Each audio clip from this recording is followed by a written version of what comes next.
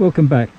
Today we're going to do a bit of fishing. We're on the bubbles again, but this time instead of an intermediate line I'm using a floating line, and we're going to use some buzzers and see how that works out. So let's just have a quick look at the setup. I've got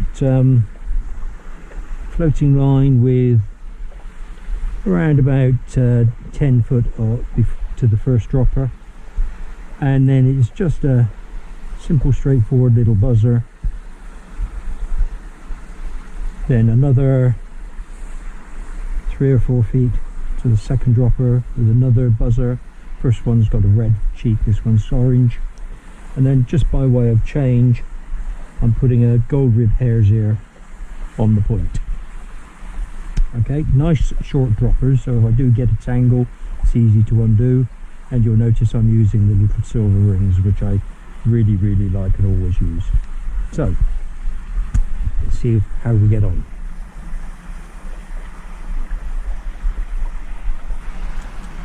Here we go. The wind is very light and very fitful, so we're having to push it out just a little bit. Okay, well, I didn't even count to 30. I've already got a fish on. Just took it on the drop. That's how eager they are at times. And so we'll just see if we can get this one in. This is more surrender at the moment than fishing.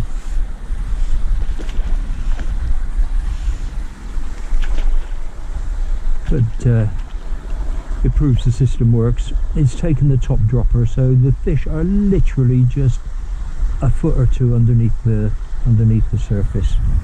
Let's just get the landing net ready.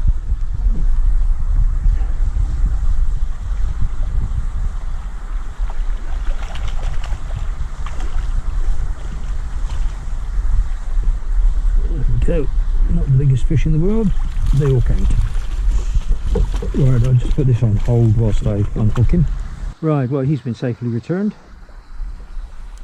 so we'll try this all again. I'm still going to count to 30 because I'm not using any weight. These are very small buzzers. The hare's ear is unweighted as well, so it's got to have some time to get down there. So I'll count to 30 and come 30. Back. Right.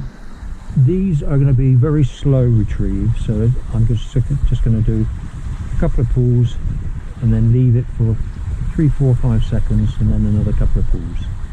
So I'm going to try and keep those flies down in the water.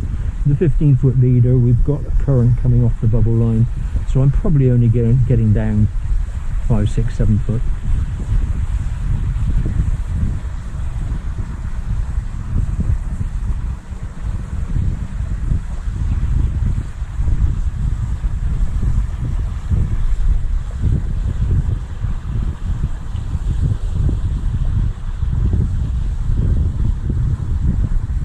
Have been fish moving on the top, so I know they're there. Even in this bright sunlight they're attracted to the bubble line, and they'll come up to the top to feed off of the stuff that's coming off the bubbles.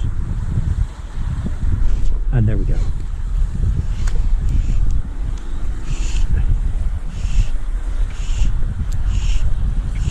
Don't need a sight bob or anything like that, or bite indicator. Just watch the arc of the line where it comes from the rod tip down to the water.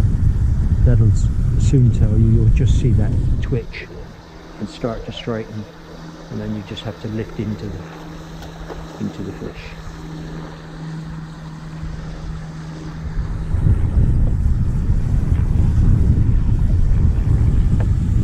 And there's no secrets to this, there's no magic to it. Just giving the fish what they want. The last time I recorded this they were feeding on nymphs, and I did try nymphs a couple of days ago and had no success, so moved over to buzzers, and buzzers is the answer at the moment.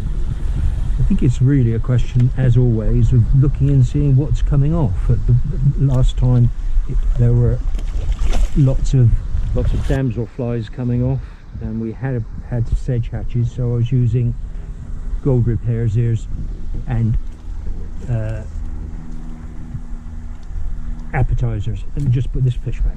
Okay, we're back in business again. It's worth checking your droppers every cast. Just make sure you've got no wind knots in them.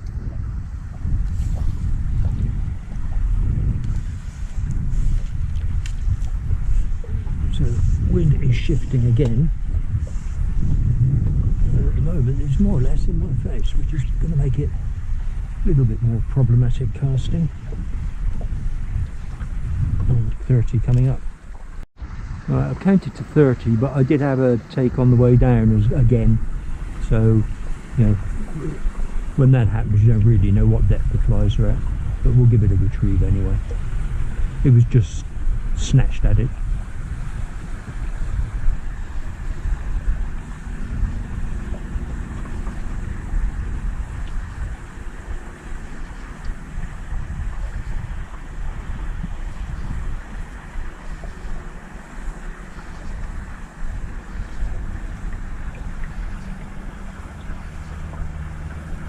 So we've had the wind from all 4 quarters at the moment, but it's so light, it's just very fitful.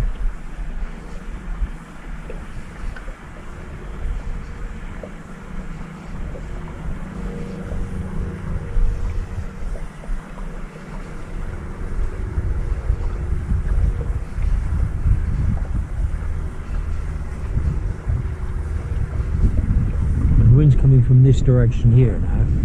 So I'm going to actually try and cast across there.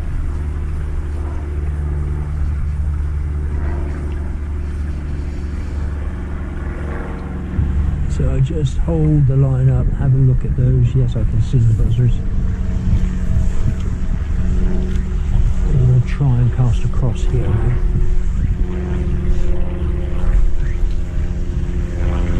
Right, count to 30.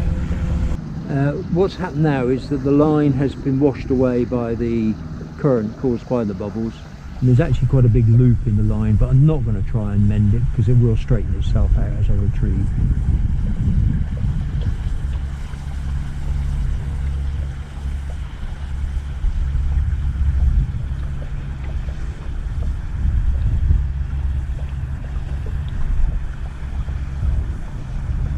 Keeping my eye on that arc of the line, as I said, from the rod tip down to the water.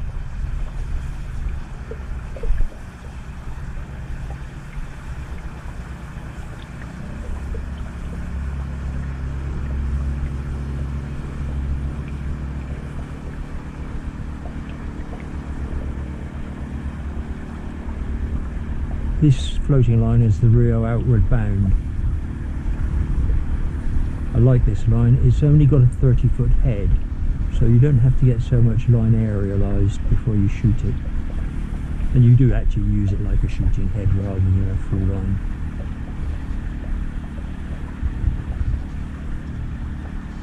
Makes casting so much easier. I see people doing 15, 17, 20 force casts, and I think that seems like an awful lot of hard work to me. So all of my lines are relatively short heads, which you can use as a shooting head. Shooting head is one where you've got effectively just the main body of the line, and then the backing is almost just like a running line. So you only need to get the body out before you can actually cast. And there we go. I saw that on the line.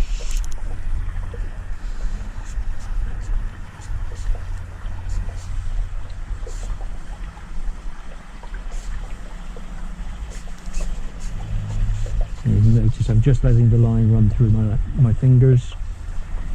If he wants, he's got nowhere to go. There's no tree stumps or anything like that, so I might just sort of let him run and wear himself out. And then as he comes back up, I'm just keeping pressure on the rod all the time. Just trying to keep that bend in the rod. He's going quite deep.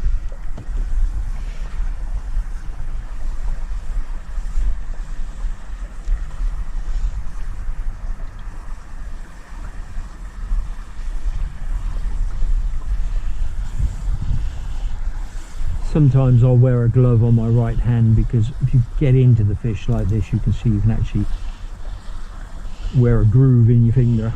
I might put a glove on in a minute. And he's slowly coming back up.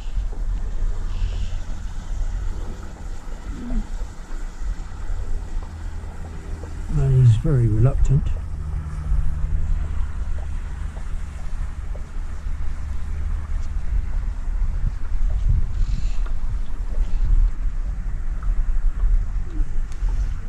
I'm not sure where he is at the moment.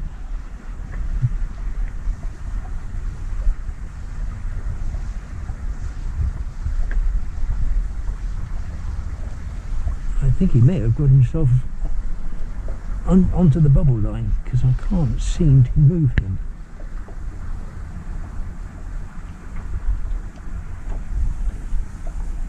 Either that, or he's managed to get round the anchor rope at the back.